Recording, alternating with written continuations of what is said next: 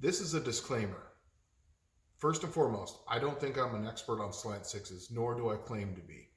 Everything that you're going to see in this whole slant six thing, in fact, the page is called Slant Daily. The whole point of this was not to go fast, was not to break some slant six record. It was to drive one of these when I still lived in California as a daily driver.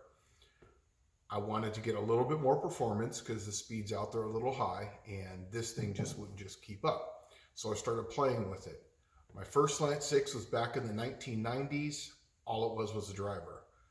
My wife got one in the mid 2000s, and that was her driver. 2017, I bought this car, and it was a nice driver. 276 gears. The whole point of this was to drive back and forth to work where I lived as far as mileage. It's something I could work on, fix, and didn't spend a lot of money. Didn't have to deal with smog in California. It was a little hard on the freeways to keep up, so I started playing with it. I started changing carburetors. I started changing cams. I started changing intakes, exhaust. I went through the whole gamut. Transmissions, rear ends, tire sizes. I went through everything. Everything I'm going to tell you is backed up by this book of everything I've tried. Once again, I don't claim to be an expert. I didn't write a book. I'm not doing anything like that at all. All I'm trying to tell you is what I've done.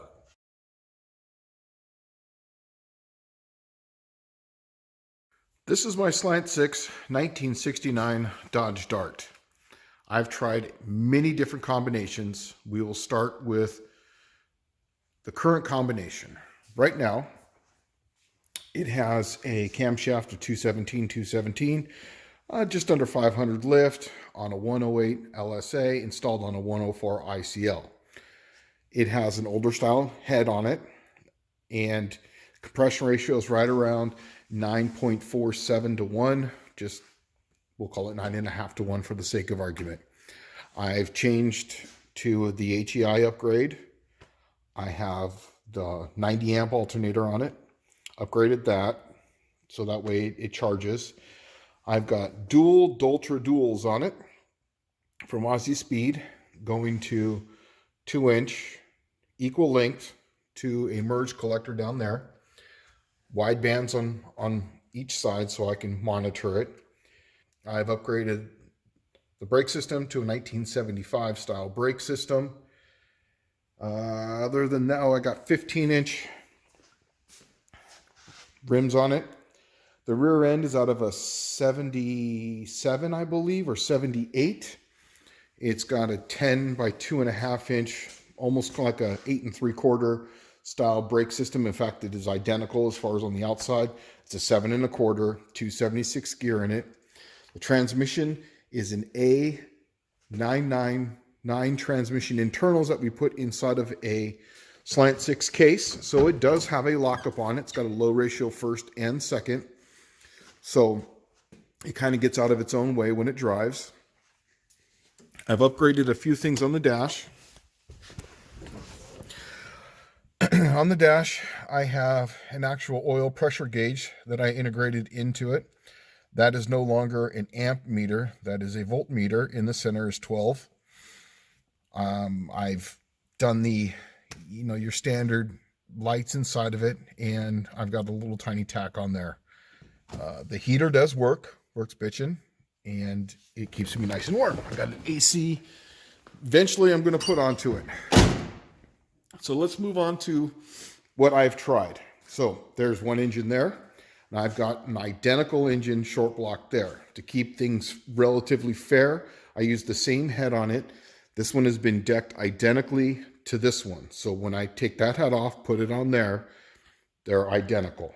They have the same overbore. They have the same everything, as close as you can make it. Obviously, nothing is perfect, but this way I can try a different camshaft. I can try something different, and they'll be technically as close as you're going to make it to identical. All right, moving on. So here's the very first setup. This was a Holley 1920 style 1-barrel carburetor. This is the intake manifold that it was on. This one ran okay. It ran pretty good. This was the original one that was on the car when I got it. I drove it from there. I bought it in 2017. And the first time I went to the zip tie drags with this car was right around my birthday. This is back when it was still the zip tie drags, January. And it went a 24.4. First step from there, I went to 2-barrel. This is your factory Super 6 setup. That's the intake there. This ran great. It was easy to tune. It was basically a drop-on type of deal. This is the Slant 6 style one. Then I got a 318 one for it. And that one seemed to work a little better when I changed to the camshaft. I went to a 208, 212 on a 108 LSA. It was just about 450 lift in that range.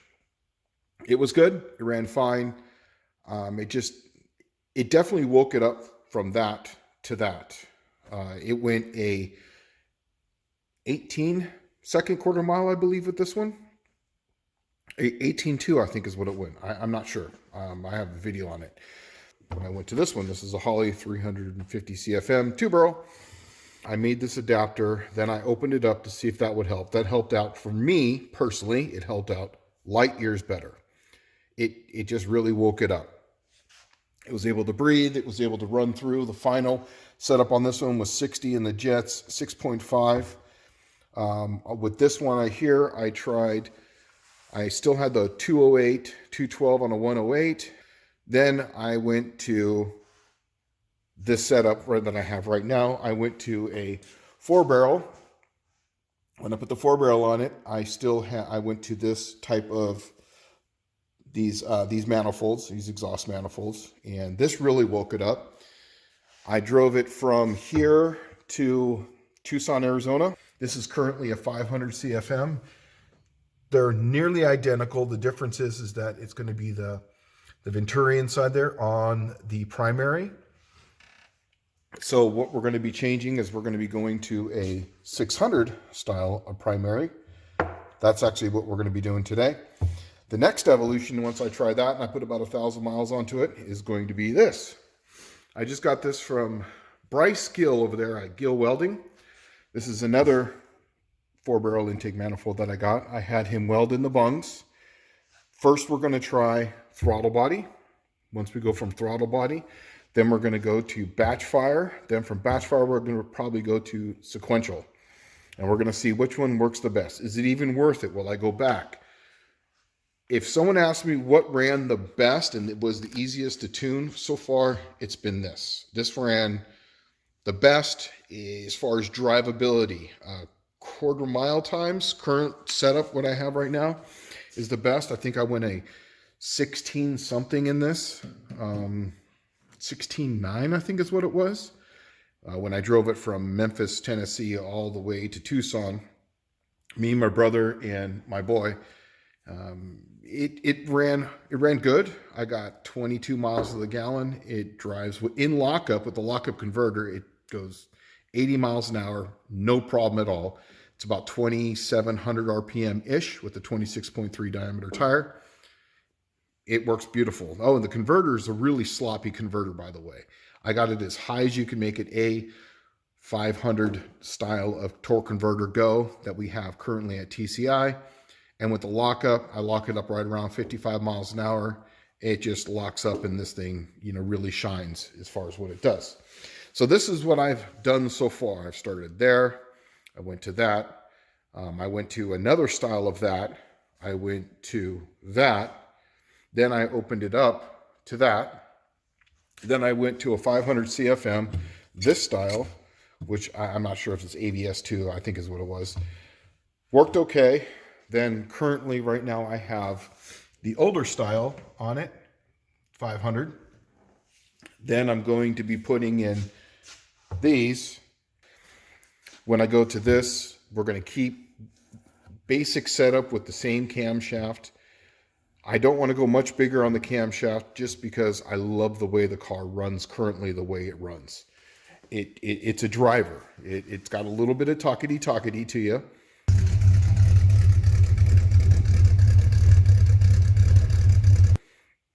It makes just enough noise. I have one of those, I think it's a hooker style, you know, straight through exhaust.